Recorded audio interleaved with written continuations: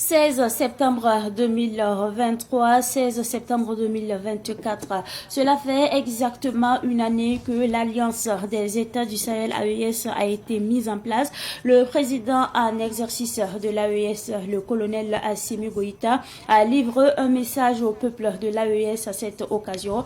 Il a déclaré qu'une année après, l'AES a porté des fruits. En témoignent les nombreux acquis engrangés par les trois États dans le domaine sécuritaire. Vous entendrez le colonel Assimi Goïta dans ce journal. Et puis, les ministres des Affaires étrangères de l'AES se sont réunis aujourd'hui à Bamako, au Mali. Le ministre des Affaires étrangères malien a rappelé en ce jour, anniversaire de la naissance de l'AES, le chemin parcouru par les trois pays depuis la signature de la charte du Liptako-Gourma jusqu'à la naissance de la Confédération des États du Sahel. Il a, dans son discours, dénoncé le soutien assumé de l'Ukraine au terrorisme dans l'espace confédéré, élément à suivre dans ce journal. Et puis, les propriétaires terriens de Koumdagnoré et les résidents du dit quartier ont décidé de répondre au groupe de personnes qui avaient dénoncé la gestion des parcelles par la société immobilière ATTP. Ces propriétaires terriens estiment que les parcelles de la société immobilière ATTP ont respecté les accords signés entre les parties, à suivre dans ce journal. Mesdames et messieurs, bonsoir et bienvenue à ce rendez-vous consacré à l'actualité sur Savane TV.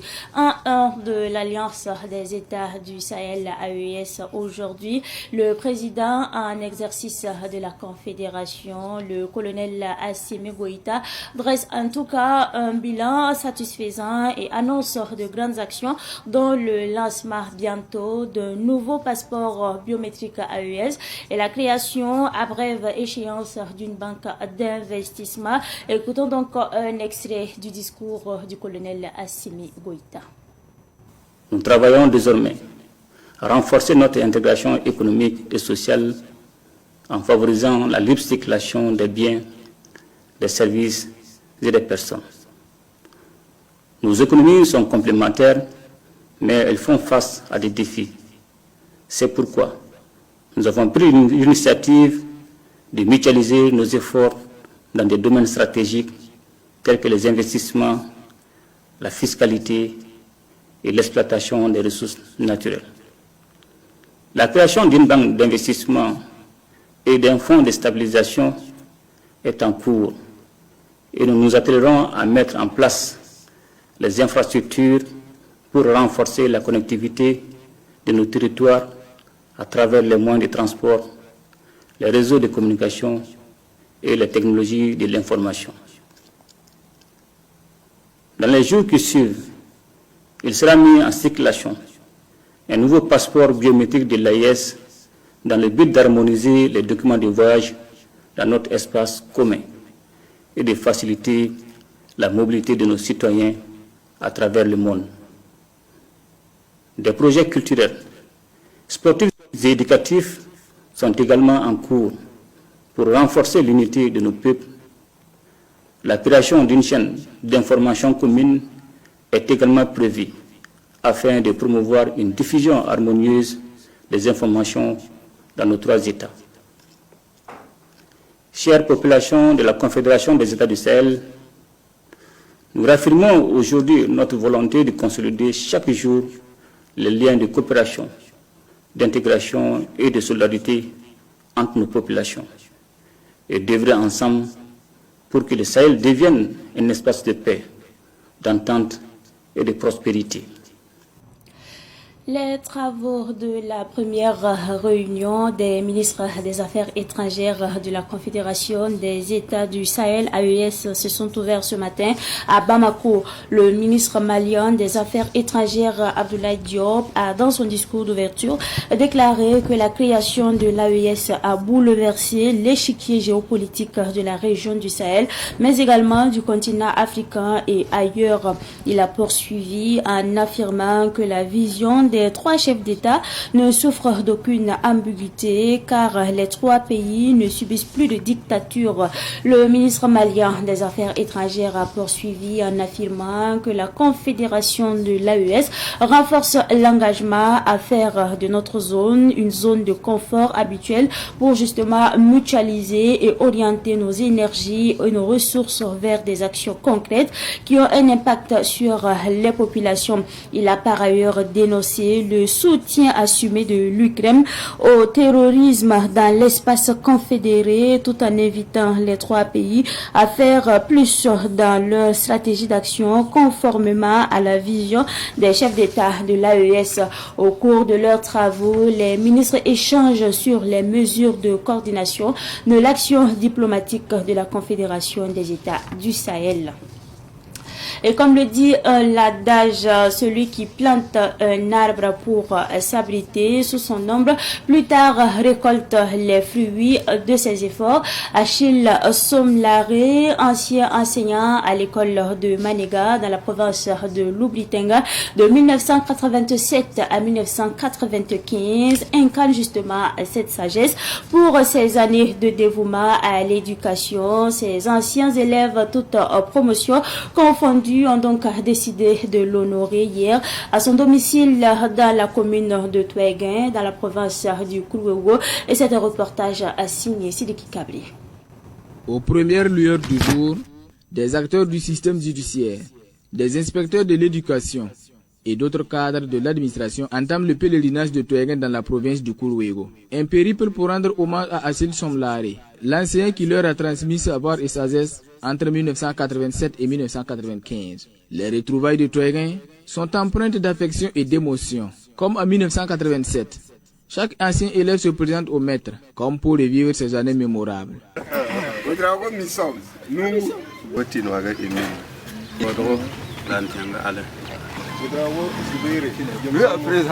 Achille Somlaré était plus qu'un enseignant selon les visiteurs.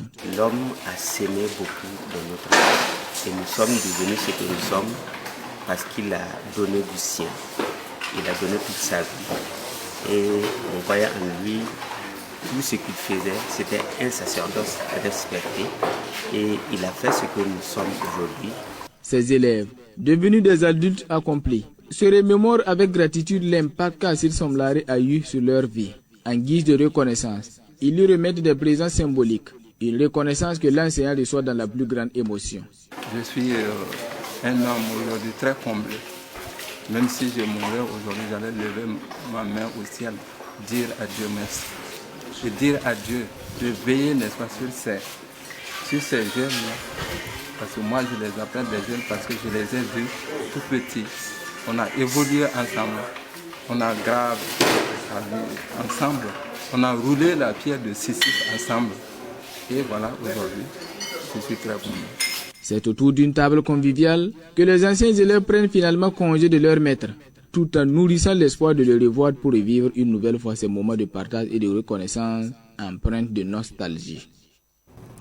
Dans l'actualité de ce 16 septembre 2024, nous parlons également de l'association d'Elwende des personnes handicapées qui a organisé le vendredi dernier une journée porte ouverte, une occasion justement pour l'association de présenter son chant. L'association d'Elwende des personnes handicapées est située dans l'arrondissement 11 de la ville de Ouagadougou. Les précisions avec notre reporter, il s'agit là de Samuel Moko. Les membres de l'association d'Elwende des personnes handicapées ont pris d'assaut le champ. Sur ce terrain est cultivé du maïs, de l'arachide et du niébé. Ils ont acquis ce terrain grâce au chef coutumier de Koubr Nab Managma depuis 2017. Mais ils font toujours face à des difficultés selon la secrétaire générale de l'association. On n'a pas de siège pour le moment. Donc si on peut nous aider avec un siège pour notre association. La superficie du terrain vaut 1 hectare. On cultive de maïs, arachide et de niébé. L'association d'Elwende des personnes handicapées bénéficie d'un accompagnement du Yamteng Sugrunaba. Il dit être satisfait car les membres n'ont pas considéré leur état comme un handicap. pouvez travailler. Il ne faut pas prendre votre handicap là, s'asseoir. Les gens, ils vont se moquer de vous. J'ai fait une sensibilisation dans les églises, comme je suis pasteur. Il y a des handicapés qui se convertissent, qui viennent même à l'église. Et quand ils viennent à l'église, les gens les prennent comme des gens qui sont venus, comme des mendiants à l'église. J'ai dit non, c'est pas ça. Grâce à l'initiative présidentielle, l'association de l'OND des personnes handicapées est suivie par la direction régionale de l'agriculture du centre. À l'endroit de tous les producteurs, voilà, pour leur féliciter pour leur travail et aussi pour les femmes, vraiment, c'est des exemples qu'il faut prendre en compte. Voilà, et on va voir des gens qui sont bras valides, mais réellement qui ne peuvent pas aussi faire comme ce qu'elles font. L'association de l'OND des personnes handicapées a vu le jour en 2017. Elle est composée de personnes vivant avec un handicap et de personnes valides, non des veuves et des seniors. Après donc ce reportage sur l'association de l'OND des personnes handicapées, nous parlons cette fois-ci des propriétaires terriens de Koumdagnoré et les résidents du dit quartier dans l'arrondissement 8 de la ville de Ouagadougou qui s'insurgent contre un groupe de personnes qui avaient donc dénoncé la gestion des parcelles par la société immobilière ATTP. Pour eux, ce groupe de personnes est de mauvaise foi car les attributions donc des parcelles par la société immobilière ATTP ont respecté les accords signés entre les parties. En tout cas, c'est ce qui ressort de la rencontre de ce week-end à Koumdagnoré. La précision avec notre reporter Siblina Kelsi. Les propriétaires terriens et les résidents de Koumdagnoré dans l'arrondissement 8 ont rejeté les accusations du groupe de personnes accusant la société immobilière ATTP de mauvaise gestion dans les attributions de parcelles du site de Koumdagnoré. Il n'y a pas de problème selon Sada Sawadogo, président de l'association Nabos Wende pour le développement de Koumdagnoré. Tout a été clair dès le départ et chacun connaissait sa position. On a eu au moins 6 rencontres et tout était clair. La priorité, c'est les résidents. Et le reste, ils vont les amener sur d'autres sites. Ni verbalement, ni dans les papiers, l'immobilier a dit que tout le monde va rester ici. Il n'y a pas eu ce jour. Voilà, donc, bon, aujourd'hui, les choses sont devenues autre chose. Chacun a vu que, vraiment, tout est propre. Et d'autres, ceux qui ne donnent pas ici veulent gâter. Voilà, c'est ce qui ne donne pas ici. Sinon, tous les résidents, chacun a sa parcelle ici. Que tu as soldé ou pas, chacun a sa parcelle. Nous, on n'a pas de problème avec donc, les propriétaires terriens. On n'a pas de problème avec la TTP. On n'a même pas de problème. Selon les habitants de Koumdagnoré, les non-résidents ont été attributaires d'au moins 1 à 2 parcelles chacun. Et il était prévu que le reste de leurs parcelles leur soit attribué sur d'autres sites selon leur choix. Ce qui est rejeté par les plaignants qui ont fait borner les 2 réserves destinées à la construction d'une école publique et à un terrain de football de façon clandestine. Les plaignants ont borné 2 de nos réserves. Nous ne sommes pas d'accord.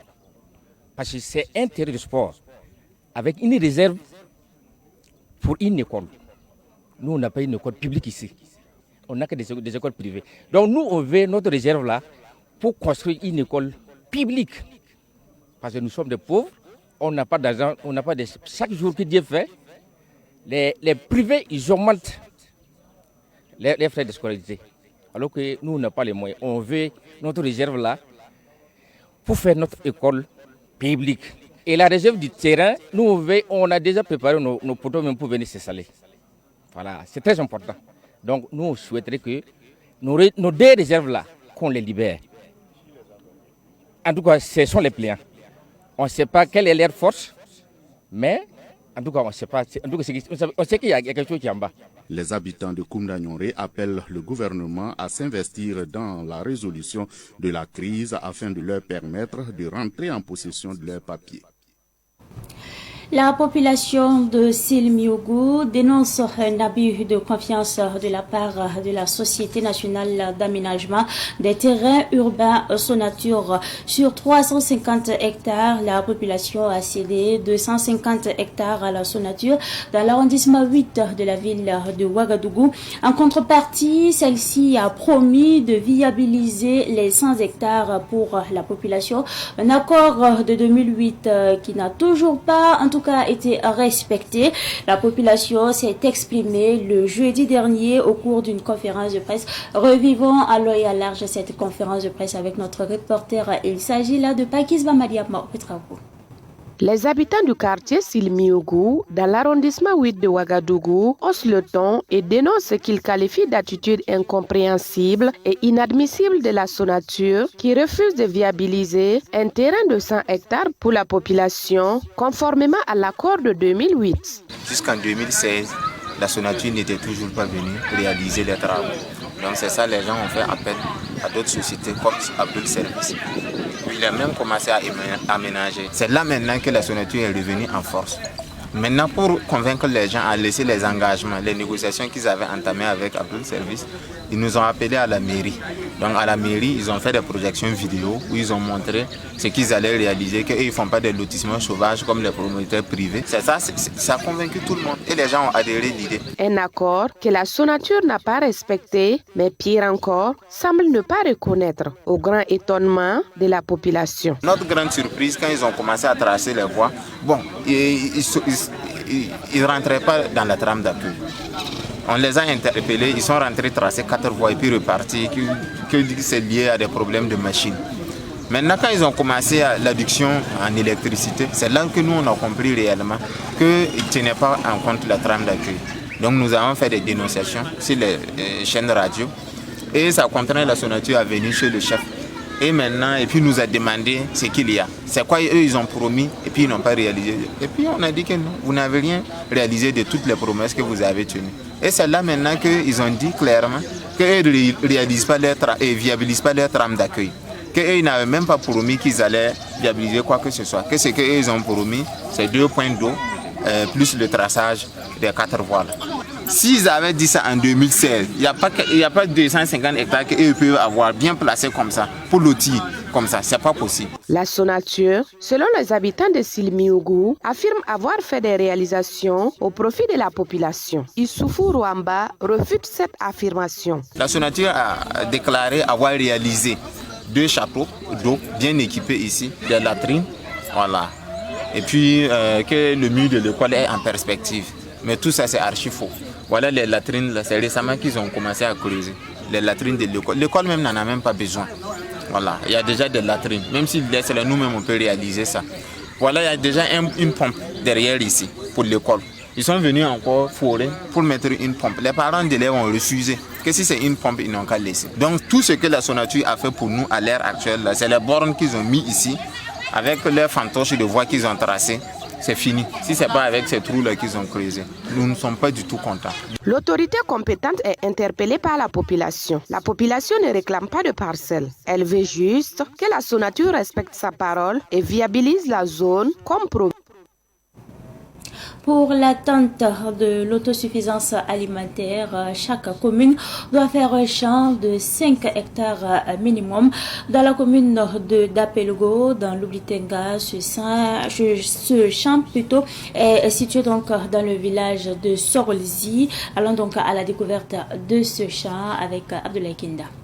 Pour l'atteinte de l'autosuffisance alimentaire, le ministère en charge de l'agriculture a souhaité que chaque commune ait un champ communautaire. La commune de Dapelgo a fait son champ dans le village de Sorolzi. C'est Noufou Ilboudo, président du conseil communal de la jeunesse de Dapelgo, qui a offert son terrain de 8 hectares pour accompagner l'initiative du président du FASO. Dans cet espace, 4 hectares sont consacrés au maïs et 4 autres aux haricots. La guerre actuellement est à 2 niveaux. Il y a les forces de défense et de sécurité et les VDP qui sont au front, qui abattent un grand boulot. Il faut que nous aussi qui sommes à la maison, nous essayons de lutter contre la guerre de la faim. C'est pour ça que j'ai décidé de donner cette terres-là au ministère pour que l'offensive agricole prônée par son Excellence le capitaine soit une réalité dans notre Burkina. Quand on regarde la physionomie du sang, on voit que c'est prometteur. C'est vraiment réjouissant de savoir que grâce à soi, des milliers de personnes peuvent aussi gagner à manger à travers ce que nous allons produire chez nous.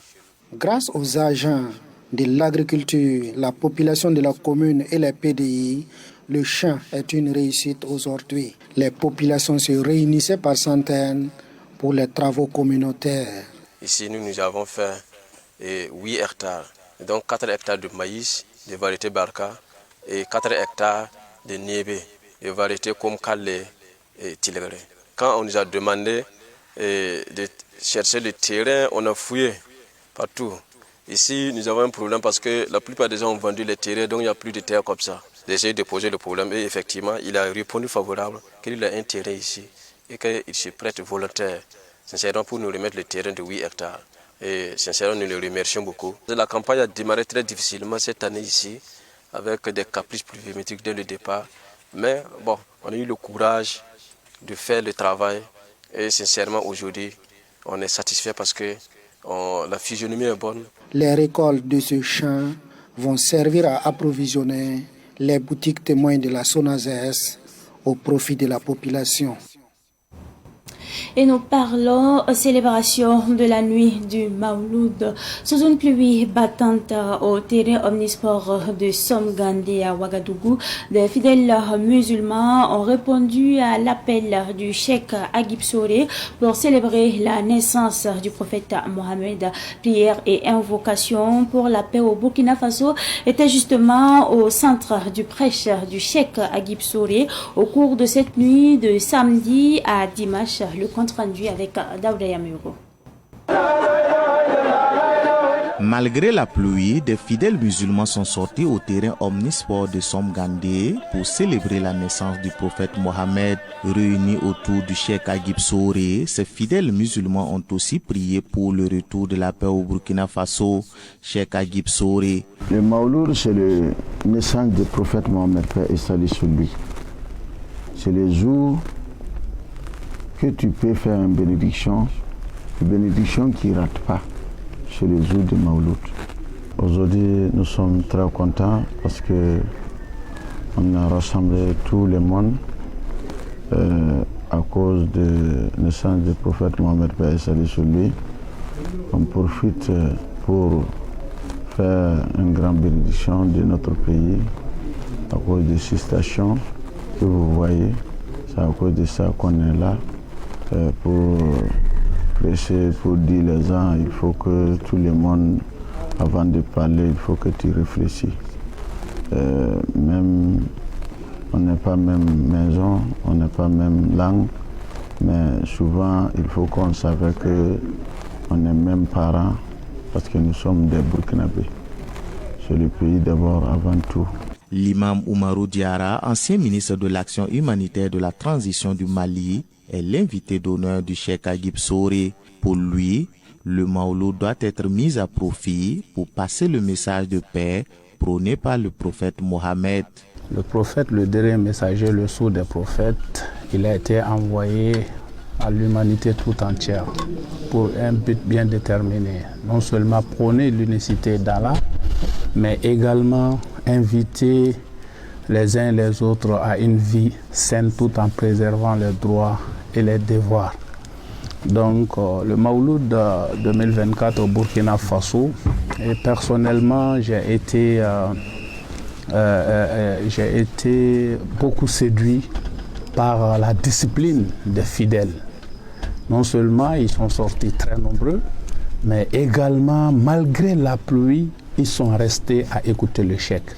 Donc ça c'est un signal fort, non seulement de l'amour qu'ils portent sur leur cheikh, mais également l'homme pour lequel ils ont fait le déplacement, qui est le prophète Mohammed sallallahu alayhi wa sallam. Aussi, dans le contexte actuel du Burkina Faso et du Sahel en général, je pense que le prophète doit être célébré parce qu'il a été aimé par rapport à sa mission. Sa mission, c'est de préserver aujourd'hui, non seulement prôner l'unicité de Dieu, mais préserver les âmes, préserver les biens, préserver les personnes contre toute forme de danger. L'ancien ministre de la Transition malienne a invité les peuples à s'unir autour de leurs dirigeants pour, dit-il, bouter le terrorisme hors des frontières. Quelle que soit la bonne volonté ou la vision des plus hautes autorités de nos États, quelles que soient les décisions qu'ils vont prendre, il faut qu'il y ait l'adhésion de la population. Le fait qu'Allah accepte les vœux d'abord, c'est que la population doit comprendre que la guerre asymétrique, elle a un rôle très important à jouer dedans. Cette nuit a été également une occasion pour une vingtaine de personnes de se convertir à l'islam. Cheikh Agib Soré a donné rendez-vous dimanche prochain pour le baptême du Mawlud au terrain omnisport de Somgandé. Le sport est également au menu de l'actualité de ce soir et nous parlons justement de la 3e édition du tournoi de la fraternité de la commune de Siglé dans la province du Boulkemdé qui a connu son apothéose le samedi dernier. Une finale qui a opposé l'équipe du village de Temnaouré et celle du village de Boukou. Une finale remportée par l'équipe de Boukou. Cette édition s'est tenue sous le thème sport, facteur de résilience, de cohésion pour une intégrité territoriale assurée. Le film donc de cette compétition avec notre reporter, il s'agit là de Ahmed Joël Kompaouri. Ce sont au total 15 équipes qui ont pris part à ce tournoi de la fraternité de Siglé. À cette finale, les 2 équipes finalistes de la dernière édition se sont rencontrées à nouveau. Cette fois-ci, c'est l'équipe de Boukou qui a triomphé suite à la séance de tir au but. Pour le promoteur, l'objectif de la cohésion sociale est atteint. C'est une très très grande satisfaction. Déjà, la mobilisation, la présence de nos parents, de nos autorités et la présence des responsables coutumiers. Aujourd'hui, c'est une très très grande joie qui nous anime et nous espérons que les années à venir, nous allons faire encore mieux. Mieux, c'est-à-dire que nous allons ajouter d'autres éléments pour pouvoir égayer et pouvoir intéresser tout le monde. Et l'invite que je voudrais faire à tous les fils et filles de ce département, c'est que nous puissions nous tenir main dans la main pour l'intérêt de nos départements. Ce tournoi de la fraternité a bénéficié de l'accompagnement de Maître Ambroise Farama, avocat à la Cour, représenté par Ernest Kompaouri.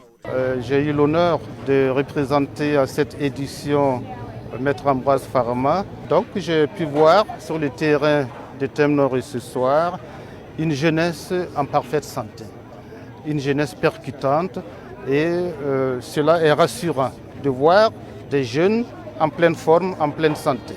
Et nous avons assisté à un match d'un haut niveau technique, ce qui me fait dire qu'en tout cas, Temnaouré a le potentiel pour disposer d'une équipe départementale qui fera parler d'elle.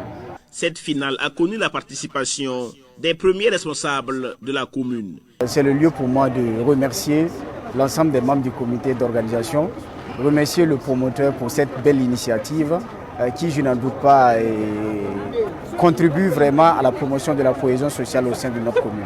Et remercier aussi les 2 équipes qui ont mouillé le maillot, leur remercier aussi pour l'esprit de fair play. En tout cas, merci beaucoup.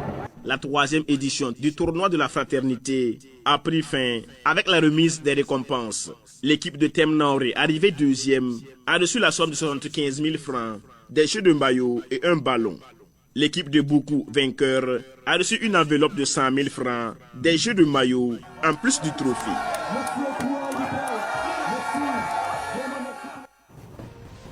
Ne faisons jamais cette erreur dans la vie car nous pouvons la regretter. Ne changeons pas notre manière de vivre ou d'être pour faire plaisir à qui que ce soit. C'est tout pour cette édition du soir que j'ai pris d'ailleurs du plaisir à vous présenter. Merci à vous pour votre constante fidélité. Excellent suite de programme en compagnie donc des programmes de la télévision des Nouvelles Idées.